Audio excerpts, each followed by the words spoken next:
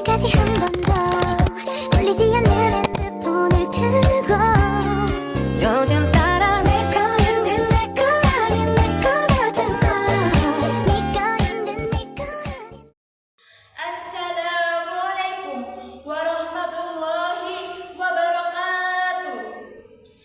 Alhamdulillahirabbil alamin. Segala puji hanya milik Allah Subhanahu wa taala yang telah melimpahkan kepada kita berbagai nikmat, terutama nikmat iman, nikmat Islam, dan nikmat kesempatan. Salawat serta salam semoga senantiasa tercurah kepada junjungan kita Nabi Muhammad SAW, keluarga, sahabat, dan para pengikutnya hingga akhir zaman. Pada kesempatan ini, izinkan saya, Rizka Andriani, menyampaikan pidato dengan tema Islam dan kewajiban menuntut ilmu. Islam adalah agama yang sangat menjunjung tinggi ilmu, pengetahuan. Buktinya, ayat pertama yang Allah turunkan kepada Nabi Muhammad SAW adalah perintah untuk membaca. Dalam surat Al-Alaq ayat 1-5, Allah berfirman, Bismillahirrahmanirrahim. Iqra bismi rabbikal ladzi khalaq, khalaqal insana min 'alaq. Iqra wa rabbukal akram, alladzi 'allama bil qalam, 'allamal insana ma lam ya'lam. Artinya, bacalah dengan menyebut nama Tuhanmu yang menciptakan. Dia telah menciptakan manusia dari segumpal darah. Bacalah, dan Tuhanmu lah yang maha mulia, yang mengejar manusia dengan perantaraan kalam. Dia mengajarkan manusia apa yang tidak diketahuinya. Ayat ini menunjukkan bahwa ilmu adalah dasar kehidupan seorang muslim. Membaca, menulis, dan memahami, dan mencari pengetahuan merupakan jalan untuk mendekatkan diri kepada Allah Subhanahu wa taala. Rasulullah pun menegaskan dalam sebuah hadis, Bismillahirrahmanirrahim.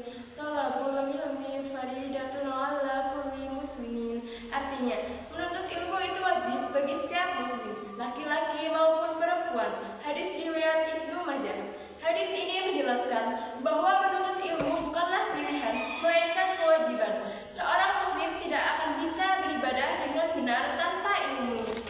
Bagaimana mungkin kita sholat dengan khusyuk jika tidak tahu tata caranya?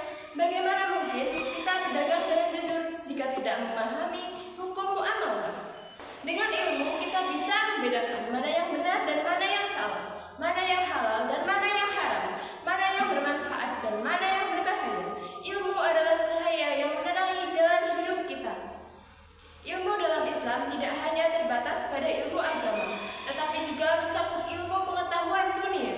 Sejarah Islam mencatat banyak ulama dan ilmuwan Islam yang menguasai berbagai ilmu, seperti Ibnu Sina dalam kedokteran, Al-Khawarizmi dalam matematika, dan Ibnu Haytham dalam ilmu otak. Ilmu yang mereka kembangkan tidak hanya bermanfaat bagi umat Islam, tetapi juga bagi seluruh manusia hingga saat ini. Oleh karena itu, sebagai generasi penerus, kita tidak boleh bermalas dan berpangku tangan. Kita harus semangat menuntut ilmu, baik di sekolah, di pesantren, maupun di masyarakat.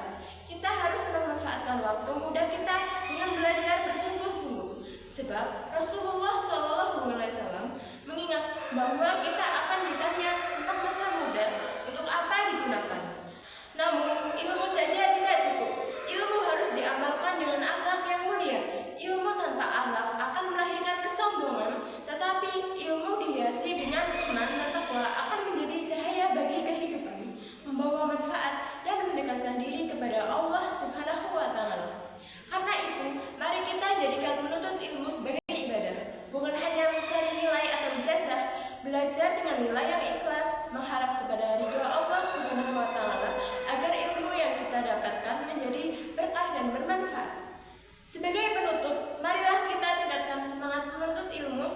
Jangan pernah merasa cukup dengan ilmu yang kita miliki, sebab semakin kita belajar, semakin kita menyadari betapa luasnya ilmu Allah. Semoga Allah memudahkan langkah kita untuk mencari ilmu, memberi keberkahan pada ilmu yang